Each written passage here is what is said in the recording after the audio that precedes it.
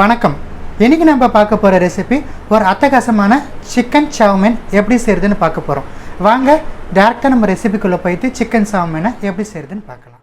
Chicken சவுமீன் செய்கிறதுக்கு பாருங்கள், நான் வந்து ஒரு கிரில் பேன் எடுத்து வச்சுருக்கேன். இந்த பேனில் வந்து கொஞ்சமாக வந்து குக்கிங் ஆயில் சேர்த்துருக்கேன். ஆயில் வந்து நம்மளுக்கு ஹீட் ஆகட்டும், நம்ம ஃபர்தர் ப்ராசஸ் பார்க்கலாம். ஃபஸ்ட்டு வந்து நம்ம சிக்கனை வந்து நல்லா ஃப்ரை பண்ணி எடுத்துக்க போகிறோம்.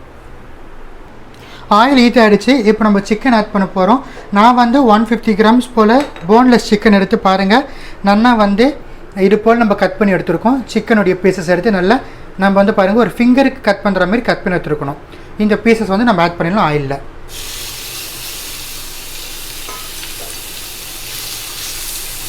சிக்கன் பீசஸ் ஃபஸ்ட்டு நம்ம ஆட் பண்ணிடலாம். நல்லா சாத்தியே பண்ணிக்கலாம். மிதமான தீயில வச்சுக்கோங்க.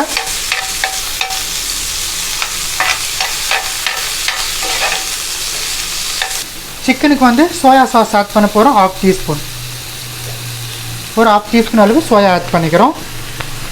சோயா சேர்த்துட்டு நம்ம நல்லா கலந்து விட்டுடலாம்.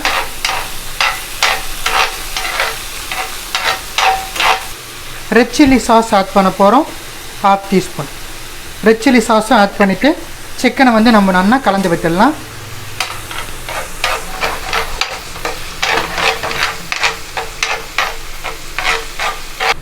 கொஞ்சமாக சால்ட் ஆட் பண்ணிக்கலாம் சிக்கனுக்கு மட்டும். ஸோ நல்லா சாத்தியே பண்ணிவிட்டு மிதமான தீயில் 1 நிமிஷம் போல் வச்சுருந்து எடுத்துடலாம். சிக்கன் வந்து ஆஃப் குக் ஆனால் போதும், கம்ப்ளீட் குக் ஆகக்கூடாது. ஸோ சிக்கன் வந்து நம்மளுக்கு நல்லா ஒரு 3/4 அளவு குக் ஆகிடுச்சு. நம்ம சிக்கன் எடுத்து ஒரு பிளேட்டுக்கு ட்ரான்ஸ்ஃபர் பண்ணிடலாம். இப்போ இதில் வந்து நம்ம கேரட் நான் கட் பண்ணி எடுத்துருக்கேன். நல்லா 1 நம்பர் போல் கேரட்டை வந்து பாருங்கள் நல்லா ஸ்லைஸாக கட் பண்ணி எடுத்து வச்சுருக்கேன். கேரட் சேர்த்துடுறோம். வெஜிடபிள்ஸ் சேர்க்கும்போது அடுப்பை வந்து ஹை ஃப்ளேமுக்கு மாற்றிக்கலாம். கேரட் சேர்த்துட்டு இது கூடவே வந்து நம்ம கேபேஜ் ஆட் பண்ணிக்கலாம். கேபேஜுமே கூட பார்த்திங்கன்னா நான் வந்து நல்லா நீட்டாக ஸ்ட்ரைப்பாக தான் நான் கட் பண்ணி எடுத்துருக்கேன். கேபேஜை சேர்த்துடுறோம். கேபேஜ் வந்து பார்த்திங்கன்னா கிட்டத்தட்ட வந்து ஒரு 100 கிராம்ஸ் எடுத்துருக்கோம். கேரட் வந்து 100 கிராம்ஸ் போல் எடுத்துருக்கோம், கட் பண்ணி எடுத்துருக்கோம். இப்போ நம்ம ஆனியனும் அதே போல் ஸ்லைஸ் பண்ணி எடுத்துருக்கேன். ஆனியனும் நம்ம ஆட் பண்ணிக்கலாம். இது மூணுமே சேர்த்துட்டு நம்ம நல்லா கலந்து விட்டுடலாம். ஹை ஃப்ளேமில் வச்சுக்கலாம். இந்த சிக்கன் ஃப்ரை பண்ண அதே ஆயில் ப்ளஸ் அதே சாஸில் வெஜிடபிள் வந்து நம்மளுக்கு சாத்தே ஆனால் போதும்.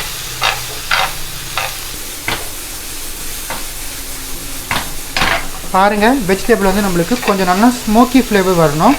அவ்வளோ மட்டும் நம்ம வெஜிடபிள் வந்து வேக வச்சு எடுத்துக்கலாம். இந்த வெஜிடபிள்ஸ் நம்மளுக்கு குயிக்காக குக் ஆகிடும் எக்ஸப்ட் கேரட்.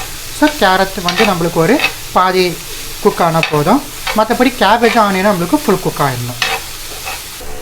வெஜிடபிள்ஸ் எல்லாமே நம்மளுக்கு நல்லா குக் ஆகிடுச்சு. வெஜிடபிளும் எடுத்து ஒரு பிளேட்டுக்கு ட்ரான்ஸ்ஃபர் பண்ணிடலாம். இப்போ நம்ம சவுமீனுடைய ஃபைனல் ப்ராசஸுக்கு வந்தாச்சு. பாருங்கள், பேன் பற்ற வச்சாச்சு. இப்போ இந்த பேனில் வந்து ஒரு 50 கிராம்ஸ் போல் ரூம் டெம்பரேச்சர் பட்டர் ஆட் பண்ணுறோம். பட்டர் ஆட் பண்ணலாம், இல்லைனா வந்து குக்கிங் ஆயில் கூட ஆட் பண்ணிக்கலாம். பட்டர் வந்து நம்மளுக்கு மெல்ட் ஆகட்டும்.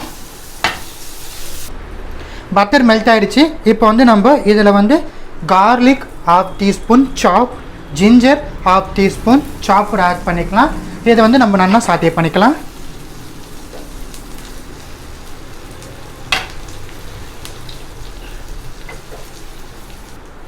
ஸோ பாருங்கள், குக் பண்ணி எடுத்த ஸ்பெகதி இருக்குது.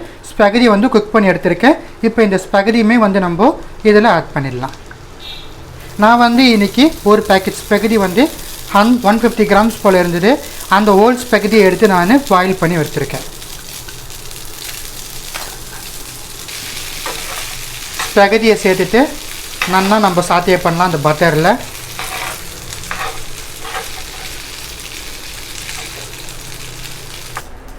ஸோ பாருங்கள், இப்போ வந்து நான் கொஞ்சமாக ஆனியன் பவுடர் ஆட் பண்ண போகிறேன்.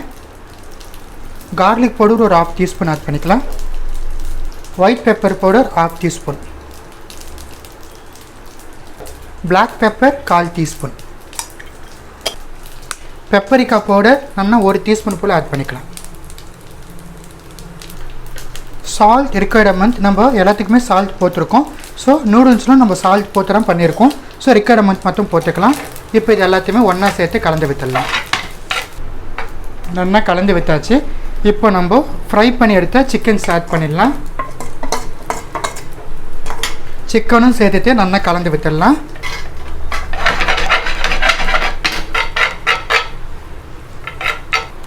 இப்போ நம்ம சோயா சாஸ் வந்து நல்லா ஒரு 1.5 டீஸ்பூன் அளவு சோயா சாஸ் ஆட் பண்ண போகிறோம்.